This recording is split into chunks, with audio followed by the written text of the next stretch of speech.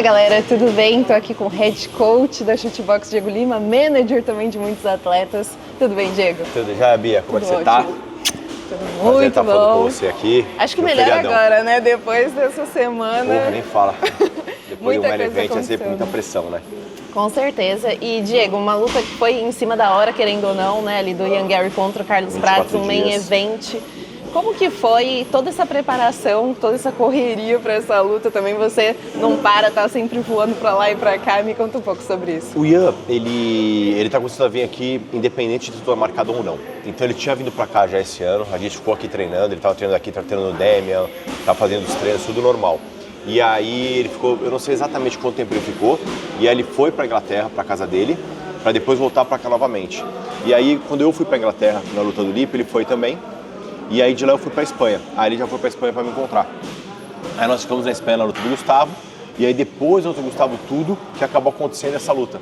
Eu ainda tinha mais 2 semanas lá. Eu ainda tinha uma semana com o Cat e tinha uma semana com o Marco Túlio. Uhum.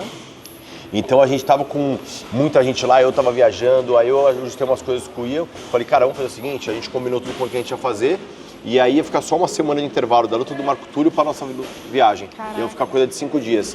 Aí a gente já foi direto, se encontrou nos Estados Unidos e já fizemos, lógico, como sempre conversando, ajustando tudo, eu pessoalmente com ele.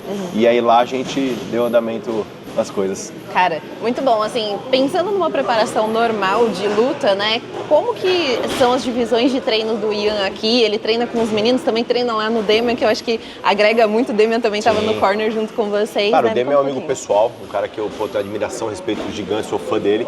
E o Ian já treina com o Demian, né? Sempre que vem pra São Paulo. O Demian também já veio aqui algumas vezes, puxou o treino pra nossa galera. Já veio aqui só pra assistir, só veio aqui pra puxar o treino. Já veio aqui, treinou com a galera, vai vir aqui de novo. Então a gente tá sempre que a gente pode, a gente treina junto. Até conversei com ele agora, né, eu ia dar um pulo lá com o Alan, a gente ia fazer uns treinos lá. Então assim, a gente tá sempre nessa ligação, Sim. né? De respeito e amizade e ao mesmo tempo de troca de conhecimento, né? Então, o Ian, na verdade a gente faz nossos treinos de manopla. Então a gente faz bastante específico, aí ele participa dos SPAs, na verdade ele faz o treino igual a todo mundo. E aí a parte de chão, ele faz todos os treinos técnicos, posição, aqueles drills ele faz lá com o Demian. Mas ele também faz todos os nossos treinos aqui, ele faz os rolos de sexta-feira, que nossos treinos de grappling são de sexta aqui. Então toda sexta-feira ele tá aqui com a gente. Acaba casando as agendas. Acaba casando certinho, porque o treino que ele faz lá do Demian, ele acaba não tendo treino aqui pra perder, então ele acaba fazendo essa troca. Muito bom. Falando sobre essa luta em específico, né, com o Carlos Prates, uma luta bem importante, né? Como falei, pegou em cima da hora. Saiu melhor do que a estratégia ou dentro da estratégia, dentro do que vocês planejaram? Saiu exatamente como a estratégia. Lógico que o último round não estava na estratégia, né? Os 3 primeiros rounds, você viu que foi decisão unânime dos árbitros, vitória pro Ian. O 4º round foi decisão dividida dos árbitros laterais. Sim. E o 5º foi do Carlos. Eu assisti novamente a luta, a gente sempre termina todo dia, a gente vai pra casa, pede uma pizza, liga a luta e fica assistindo. Então nós assistimos, ele ganhou os 4 primeiros rounds, eu acho que qualquer pessoa que assistir de novo vai ver o 4º round. Ele teve 85% de domínio no round, como nos 3 primeiros rounds. Né? E aí o 5º round ele acabou levando aquele sufoco, o Carlos acabou se saindo muito bem e conseguiu levar a vitória do 5º round. Mas então nós acabamos ganhando por unanimidade. É lógico que o 5º round não estava nos planos, mas eu acho que assim, pegando a luta com o tempo que ele pegou, se preparando com o tempo que ele se preparou e manter uma luta de 25 minutos naquele giro, nenhum ser humano, nem normal aguentaria, entendeu? Então eu acho que assim, realmente é um giro muito alto. Então eu acho que até devido a isso, talvez a gente não conseguiu exatamente manter os 5 rounds idênticos.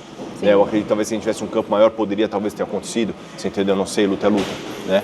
Então, assim, mas foi, graças a Deus, uma boa luta, a estratégia foi perfeita e graças a Deus a gente ganhou sem sombra de dúvida. Teve um detalhe ali que você falou no corner e eu fiquei curiosa até para saber tecnicamente sobre isso, né? Que quando o Prates estava ali no chão e o Ian controlando a posição, você falou, pisa na panturrilha, pisa na panturrilha.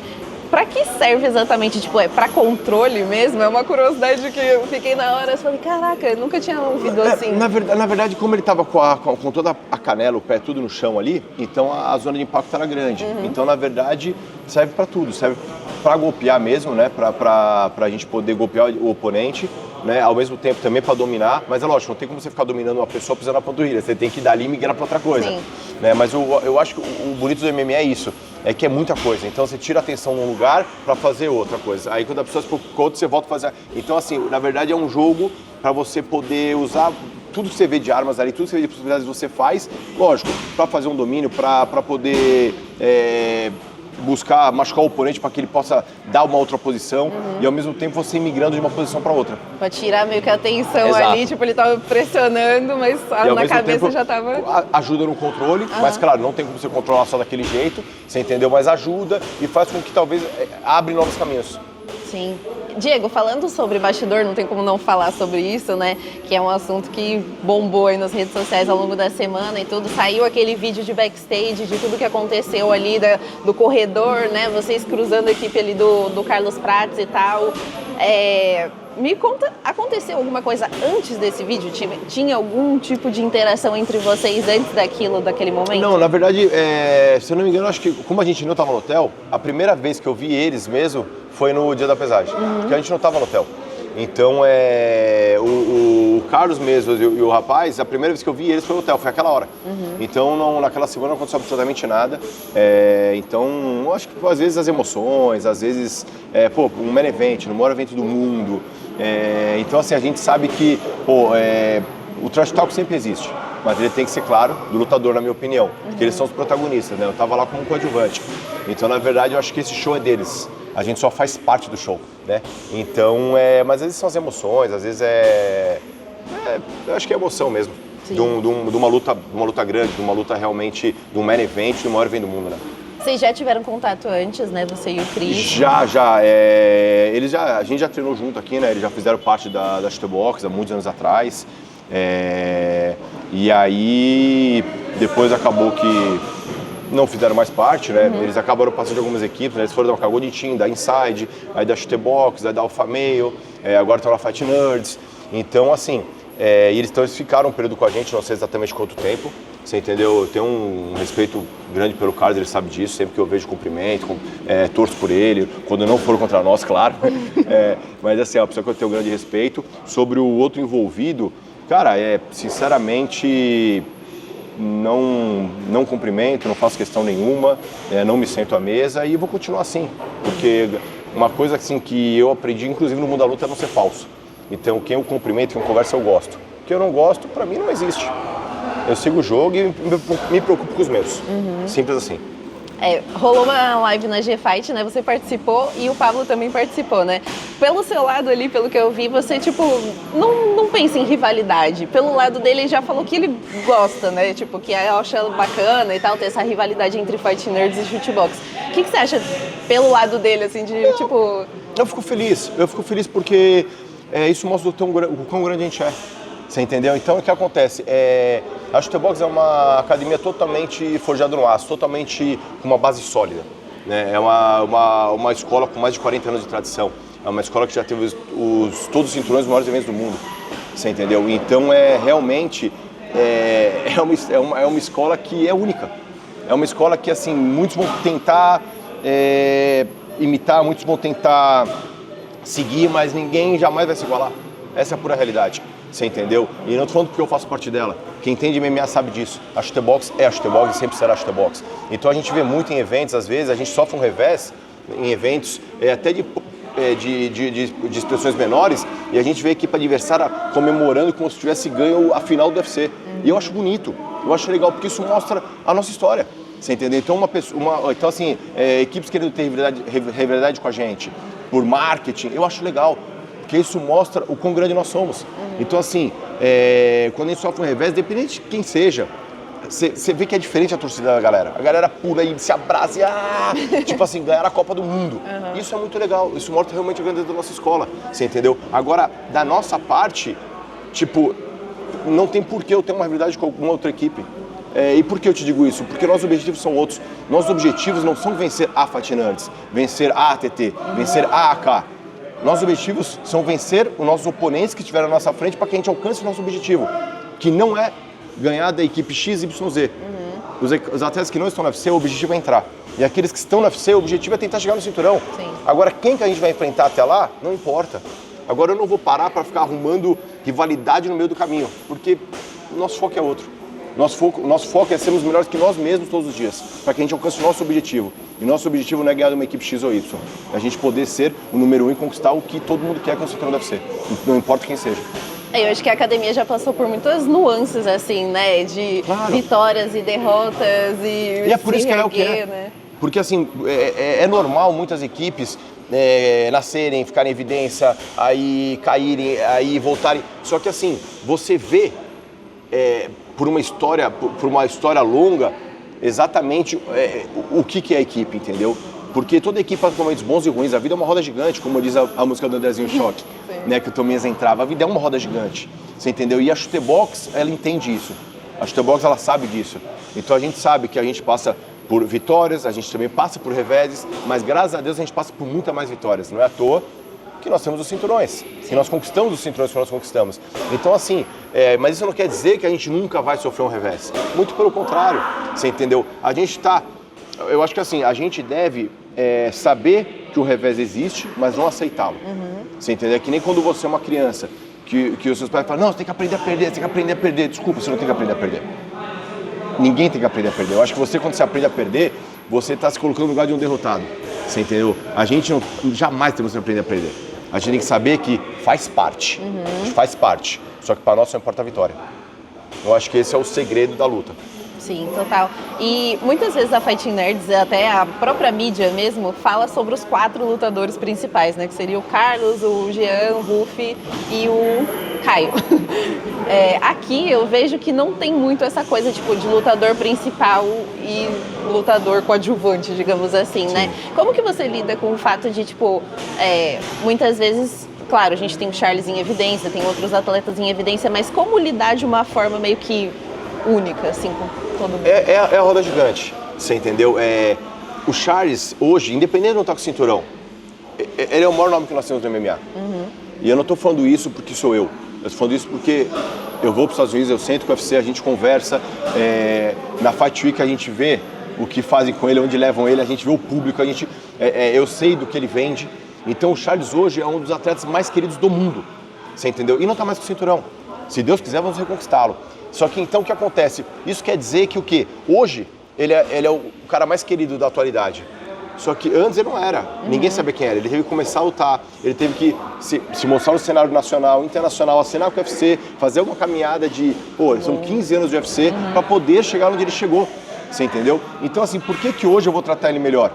Porque hoje ele está aqui, mas ele estava aqui como todos os meus outros atletas. Então todos são iguais, não importa. Pode ser o Charles, pode ser o Puruoso, pode ser o Eliquete, pode ser o Elvis, que estão no UFC, o Marco Túlio, ou pode ser o Apollo, que tem talento de sobe, já devia estar no UFC também, mas que ainda não chegou. Você tem o Gustavo também, mesma circunstância. Ou pode ser um atleta que está como o Ticano, como o Sapatão, que são atletas que têm uma luta, 2 lutas. Você entendeu? Todos têm que ser tratados iguais. Você entendeu? Porque esses meninos, Ticano, Sapatão, Caipira, que são iniciantes, teoricamente, eles são Charles de amanhã. Você entendeu? Então, assim, todo mundo é igual. Eu acho que todo mundo tem que ser totalmente igual. Eu vibro nas vitórias de todos, a gente chora no revés de todos, porque um vence, todos vencem. Um perde, todos perdem. E é igual para todo mundo, todo mundo, todo mundo. Lógico, o Charles, quando está em evidência, ele carrega. Você entendeu? Ele sempre carrega, ele carrega. Isso também dá uma responsabilidade para ele, muito grande. Você entendeu?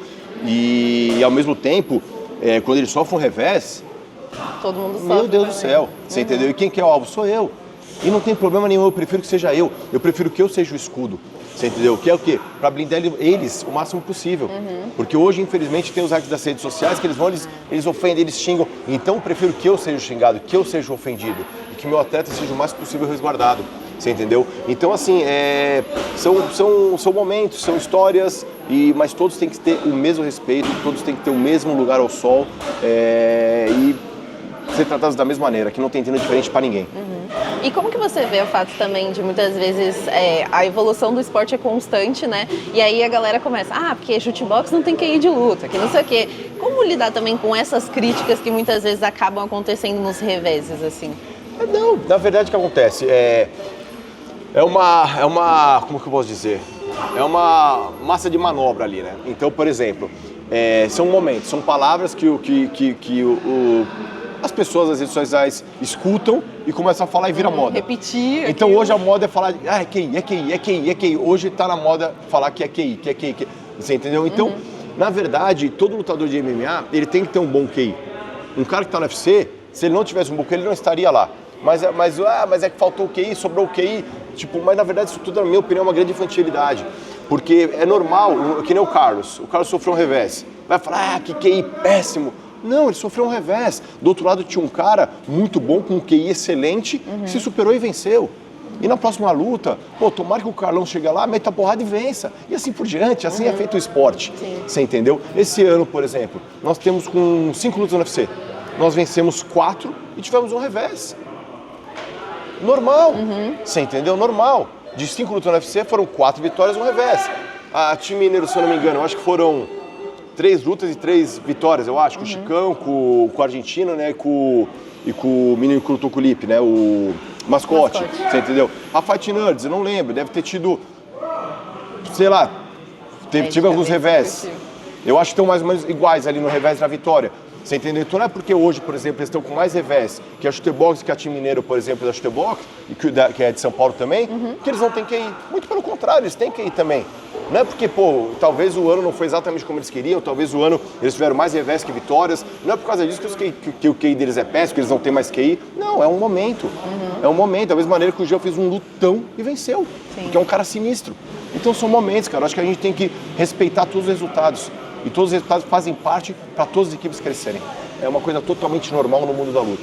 Sim. E Diego, como manter esse lado tradicional e ao mesmo tempo acompanhar a evolução do MMA, né? Porque se você pega lutas de não muito tempo atrás, sei lá, 5 anos atrás, você olha e fala, caraca, olha isso. E você vê hoje e fala, cara, os caras aceleraram muito, assim, né? Como que você mantém essa raiz, mas ao mesmo tempo se moderniza, assim? Cara, eu acho que assim, quem tem a presença do grão-mestre Edmar Fedrigo ao lado, assim, quem tem ele como o verdadeiro líder ali, manter essa essência. Porque o Mestrão, ele é um cara fora do normal. O Mestrão é um cara que, olha a equipe que ele formou, olha a equipe que ele fundou, olha o espírito do chutebox, você entendeu? Então, eu acho que quem é chutebox mesmo tem esse espírito. Quem é chutebox mesmo, guarda isso dentro de si. E que nem a chutebox é minha vida. Eu mato e morro por ela. Você entendeu? Muita gente fala, eu já ouvi pessoas falar, nossa, o chutebox parece uma seita, o pessoal aí faz tatuagem e o pessoal Mas é isso, o pessoal é chutebox, o pessoal tem chutebox dentro do peito. E aqueles que não são, saem. Essa é a pura realidade. Aqueles que não são, vão embora. Você entendeu? Porque a chutebox, a nossa base, ela é formada em cima do respeito. Você entendeu? E é formado em cima do igualinho, todo mundo é igual. O Charles é igual a qualquer outro. A gente é formado aí. E sempre quando a gente vai para as lutas, a gente vai para entregar a maior guerra da nossa vida. A gente vai para matar ou morrer em cima do nosso escudo. Não importa o que aconteça, a gente vai dar nossa vida lá dentro. Você entendeu? A gente vai para vencer. E graças a Deus nós somos uma equipe vitoriosa, onde nós temos muito mais vitórias que revés, mas muito mais. E é por isso que nós estamos onde nós estamos. Você entendeu? Mas nós sabemos que revés acontecem. E quando revés acontecem, a gente fica mais próximo ainda. Isso é uma coisa que eu acho muito bacana, porque geralmente, muitas vezes, quando alguém sofre um revés, muitas pessoas viram as costas, muitas equipes às vezes viram as costas. Sim. Aqui, pode conversar com quem é de verdade, eu digo quem é de verdade porque quando a equipe cresce muito, entra muita gente, você entendeu? Mas se você conversar com o chutebox de verdade, a gente fica muito mais próximo dos reveses. Você entendeu? Porque é ali que eu sei que a pessoa precisa realmente, vem cá, é isso aí, vamos levantar a cabeça, vamos voltar a vencer, você entendeu? Porque faz parte do jogo. Aí, esse apoio é muito importante também, Demais. Né? Querendo ou não, ali, no momento de vitória, claro, é importante comemorar junto, mas eu acho que nesse ponto de, quando você tá em baixa, né, é muito importante ter ali o aconchego ali da sua equipe, que, tá todo mundo junto o tempo todo, né, assim, vocês andam até todos juntos mesmo, né, tipo, vai pra um lugar, vai todo mundo em peso, assim, né. 80, 90% da nossa equipe são de outros estados e países. Então eles deixaram suas famílias para vir para cá. Sim. Você entendeu? Então, na verdade, nós mesmos somos a própria família. Porque você imagina, de 50 lutadores, praticamente 90% não são daqui. Sim. Tem gente aqui que nem fala português nem inglês, como o Madi, por exemplo, do Irã, ele só fala persa. Nossa. Você entendeu? Então, aí tem o Dom também, o Dom fala hebraico. Você entendeu? E aí tá começando a arranhar no inglês. Então, você parar pra ver, ou eles ficam sozinhos, ou eles se enturmam. Então, por isso que a gente acabou formando essa família, você entendeu? Uma coisa que começou a acontecer que eu achei sensacional, o MMA sempre foi conhecido que os brasileiros saíam daqui para procurar treino. Ah, vamos para os Estados Unidos, vamos não sei onde. E hoje nós somos uma porta do mundo inteiro. E isso me deixa muito feliz, de ver o quão grande nós somos. Hoje nós temos gente do Irã, de Israel, do Daguestão, da Argentina, da Venezuela, Peru, acho. do Peru. Peru eu ia falar por isso porque é em 9. Você entendeu? Então assim, da Irlanda. Então nós temos pessoas do mundo inteiro. Sim. Você entendeu? Então hoje todo mundo fala, caramba, cara, vamos para chutebox. Eu olho minhas redes sociais ali, o Instagram, os directs, é mensagem do mundo inteiro que vem treinar. Nossa. E eu não respondo mais porque o nosso espaço é grande, mas não é tão grande. Então eu já tô, caramba, não cabe mais ninguém. Então a gente já tá nessa, na verdade. Caramba. Eu perguntei pro Charles na última oportunidade que a gente conversou, né? E ele falou que ainda não tinha nada certo e tudo mais. Eu queria ouvir de você como manager, como que tá essa negociação para a próxima luta do Charles? Tem alguma coisa em vista? O UFC já falou com vocês? A gente conversa, mas na verdade é assim, a gente não... Eu acho que é o que tá todo mundo falando hoje, né? Então assim, a categoria tá um pouco travada devido a 2 nomes, Makhachev e Bilal. Porque o Makhachev já deu entrevistas deixando claro que ele quer subir de peso. Sim. O Khabib já deu entrevistas que o Bilal e o Makhachev não se enfrentam porque ele é head coach dos dois, são da mesma equipe. Agora o Bilal falou que vai subir de categoria, entendeu? Aí o Topuria do 66 subiu para 70. Eu, numa visão de manager, jamais deixaria um atleta meu largar um cinturão e subir sem uma visão de cinturão. Acredito eu que talvez, o manager dele não sou eu, mas eu acho que ele só subiria se ele tivesse uma certeza, Sim. ao meu ver.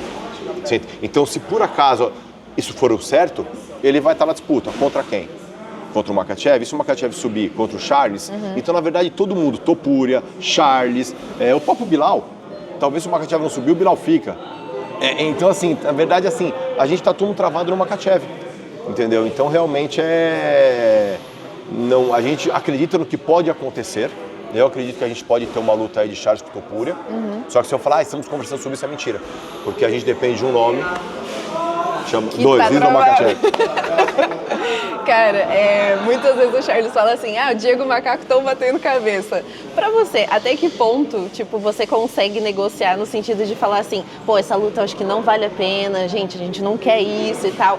Porque, querendo ou não, é o que o Charles falou. Se você fala não, você tem uma consequência. Se você fala sim, você tem outra consequência. Então, por um lado é bom se manter ativo, por outro, às vezes isso acaba gerando ali um... Qual que é o problema? Na verdade, assim, muita gente fala, não, se o Topuria for lutar com o Makhachev, o Charles tem que sentar e esperar. Isso é legal a galera entender que isso não existe. Por quê? Primeiro, o Charles precisa trabalhar. Não tem como ele ficar um ano parado. Segundo, se ele parar e esperar, nunca é certeza que ele vai lutar. Quanto mais ele espera, menor a chance. Por quê? Vamos supor que realmente ele é o próximo da fila. Ah, não, você é o próximo mesmo. Fechou. Aí vamos supor que o cinturão vai ser daqui 8 meses. E daqui 8 meses, por acaso, lutam o Arman e o Gate. E fazem uma luta assim absurda, sinistra. E o Arman, sei lá, mete um nocautaço sinistro no Gate. E todo mundo só fala nele na mídia, isso. Os holofotes que eram do Charles viram pra ele. Você entendeu? Aí automaticamente ele passa na frente. Ah, mas é um absurdo. É o show, é o jogo. Você entendeu? Então, na verdade, os lutadores que sentam e esperam, ele dá a oportunidade de outros passarem na frente. E depois não pode reclamar. Porque realmente...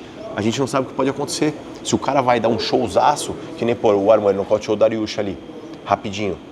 Você entendeu? Então aquele nocaute, foi muito importante para ele pro cinturão. Sim. Aí agora ele perdeu a chance do cinturão pelo fato do que aconteceu. Aí se por acaso a gente fica esperando, aí ele vai e luta contra quem for e dá um show, talvez ele volte. Então assim, não é tão simples, não existe o UFC fala, não, fica tranquilo, tá? Em julho do ano que vem o cinturão é seu. Não é isso, muita coisa rola no meio do caminho, entendeu? Então você tem que sempre jogar o jogo. Agora, em relação ao UFC e a nós, a gente não lá para falar. O UFC respeita a gente, ouve a gente discute sobre as lutas. Ele sempre pergunta, e essa que você acha, sabe? Então, assim, realmente nossas negociações são muito, muito, muito tranquilas, porque eles nunca nos obrigaram a nada. Pô, acho que então pela primeira vez essa é a que vocês mais vão bater cabeça na segunda. Porque a gente tem que esperar. É. Talvez, quem sabe aí dia 10 não se desenrola alguma coisa, né? Então a gente tá nessa ansiedade aí. E queria falar também sobre a vinda da Norma pra cá, né? É uma atleta, cara, com uma técnica impressionante, assim, tá numa ascensão incrível, tá quase chegando ali no cinturão. Como que você vê também o fato da Norma ter vindo pra cá e agregar na equipe? Pô, ela é uma pessoa, gente finíssima, né? A gente tá se conhecendo cada dia que passa, né? Ela tá com o Marco Túlio, que, pô, o Marco Túlio tá feliz pra caramba, então acho que é o casal da porrada aí da Chutebox. Então, eu acho que um vai fazer muito bem pro outro, e aí, né?